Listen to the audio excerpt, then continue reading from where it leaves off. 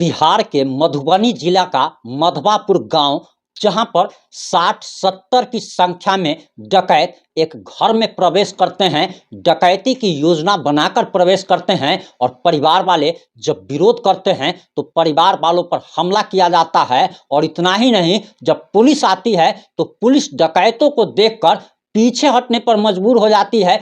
Police चुपचाप देखती रहती है और डकैत 60 की 70 संख्या में आए हुए डकैत डकैती करते हैं, मजे से डकैती करते हैं। उसके बाद पुलिस वालों पर बम फेंककर फरार हो जाते हैं, जिसमें 3 पुलिसकर्मी भी घायल बताए जा रहे हैं। आखिर पूरा मामला क्या है? पूरा मामला हम 4 से 5 मिनट की रिपोर्ट में आपको बताने जा रहे हैं कि बिहार में जंगल राज नहीं बल्कि महाजंगल राज चल रहा है। सुशासन की सरकार नहीं बल्कि कुशासन की सरकार चल रही है।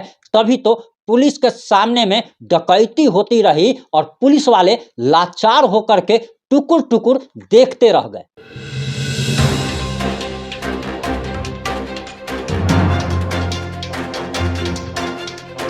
नमस्कार, मैं प्रिंस कुमार सिंह और आप देख रहे हैं पॉजिटिव इंडिया। अगर अभी तक आपने चैनल को सब्सक्राइब नहीं किया है तो खबरों से अपडेट रहने के लिए कृपया चैनल को सब्सक्राइब कर लीजिए, और जो लोग ऑलरेडी कर चुके हैं उन तमाम लोग को सही धन्यवाद।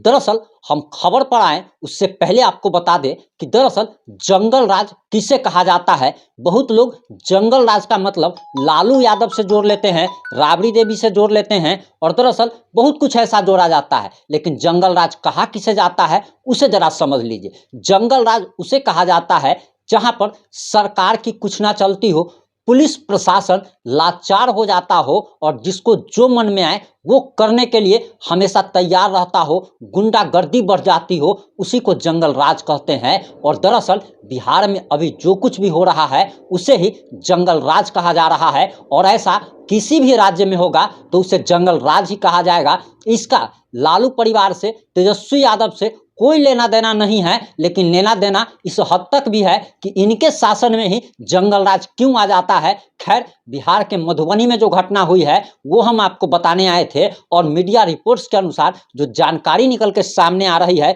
उसके अनुसार बताया जा रहा कि बिहार के मधुबनी में साहर घाट बाजार डकैतों से दहल गया।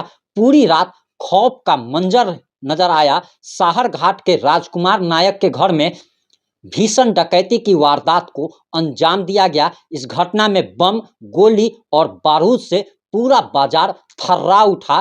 घटना में डकैतों ने 4 गृह स्वामी और 3 पुलिसकर्मी को घायल कर दिया। घायल गृह स्वामी की पहचान 65 वर्षीय राजकुमार नायक, उनकी पत्नी 60 वर्षीय चंद्रकला देवी, 45 वर्षीय पिंटू गामी, 30 वर्षीय रंजीत गामी के रूप में हुई है। यानी कि डकैतों ने जब घर में घुसा और डकैती जब करने लगे, उस समय घर वालों ने जब विरोध किया तो 4 लोगों को घायल कर दिया गया। 3 पुलिसकर्मी भी घायल हुए हैं, और इसमें बम, गोला बारूद सबका इस्तेमाल किया गया है। आखिर डकैतों के पास बम, गोला बारूद कहां से आया, ये भी जांच का विषय है। वहीं आपको बताते चले कि पुलिसकर्मी में होमगार्ड जयनगर प्रखंड के बरही निवासी दिनेश्वर यादव, बिस्फी के सोहास निवासी उमेश यादव समेत 3 पुलिसकर्मी घायल हुए हैं। 2 की हालत नाजुक बताई जा रही है। सभी घायल को बेहतर इलाज के लिए रेफर कर दिया गया है।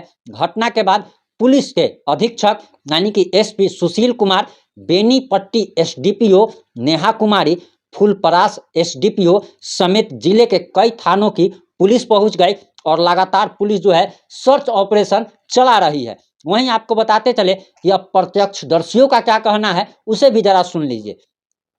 प्रत्यक्षदर्शियों के अनुसार रात करीब 12 बजे से लेकर के 60 से 70 की संख्या में डकैत राजकुमार नायक के घर के बाहर दरवाजे में लगे ताले को काटकर अंदर घुस गए और सभी घर वालों को बंधक बना लिया। विरोध करने पर कुल्हाड़ी से प्रहार कर बुरी तरीके से घर वालों को घायल कर दिया गया, जिसके बाद लूटपाट शुरू की गई। लूटपाट के दौरान रात्रि गश्त के लिए जा रहे होमगार्ड पर भी बमबारी की गई, जिसकी चपेट में आने से होमगार्ड घायल हो गए। सूचना पर पहुंची साहर घाट पुलिस ने अपना कदम पीछे कर लिया। हालांकि हरलाखी थाना के एसआई आरपी यादव ने दिलेरी दिखाते हुए राइफल से कई राउंड फायरिंग की, लेकिन बमबारी के कारण कोई फर्क नहीं पड़ा और पुलिस वालों पर अपराधी यानी कि डकैत बमबारी करते रहे। आखिर पुलिस को देखकर अपराधियों को भाग जाना चाहिए, लेकिन अपराधी पुलिस वालों से लोहा ले रहे हैं। इससे आप अपराधियों के मनोबल का अंदाजा लगा सकते हैं कि आखिर इनका आत्मविश्वास सातवें आसमान पर है। ये लोग पुलिस वालों पर भी बम गोली बारूद से हमला करने से पीछे नहीं हट रहे। और सबसे बड़ी बात तो ये है कि बहुत सारे थानों की जीप की ऐसी दुर्दशा होती है, सरकार ने बोलेरो तो दे दिया, लेकिन डीजल के लिए सरकार पैसा नहीं मुहैया करा पाती। कई गाड़ियां तो इतनी ज़्यादा खराब है कि उनको धक्का तक देना पड़ता है। बिहार पुलिस के पास जो हथियार है वो बाबा आदम जमाने के हैं, और अपराधियों के पास जो हथियार होते हैं वो मॉडर्न होते हैं, आधुनिक होते हैं। तो आखिर बिहार पुलिस बाबा आदम जमाने के हथियार के साथ, मॉडर्न हथियार के साथ आए डकैतों से कैसे लोहा ले सकती है? ये कहीं ना कहीं सरकार बुरी तरीके से इस मामले में फेल्योर है, और सरकार को बिहार पुलिस को अपडेट करने में अपना बजट खर्च करना चाहिए, ना कि जातीय जनगणना जैसे बेकार की चीज़ों में 500 करोड़ रुपया खर्च कर देनी चाहिए।